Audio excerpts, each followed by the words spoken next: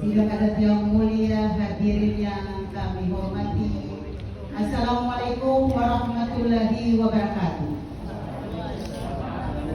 Alhamdulillahirabbil alamin wa bihi nasta'in ala umuri dunya waddin. Wassalatu wassalamu ala asrofil anbiya'i wal mursalin sayyidina Muhammadin wa ala alihi wa sahbihi ajmain, amma ba'd. Dengan senantiasa memohon petunjuk dan rahmat dari Allah Subhanahu wa taala, seraya sama-sama kita melafazkan basmalah. Bismillahirrahmanirrahim.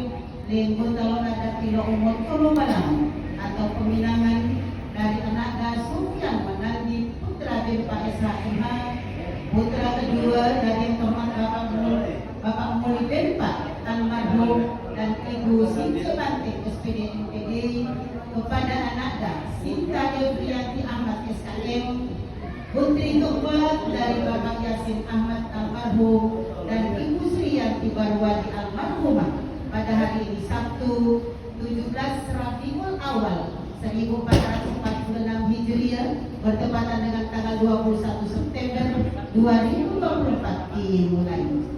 Sidang adat yang mulia, hadirin yang kami hormati, untuk prosesi Motolo Balango kami serahkan sepenuhnya kepada kedua juru bicara, yakni Luntu Belum Melayu dan Luntu Belum Melayu.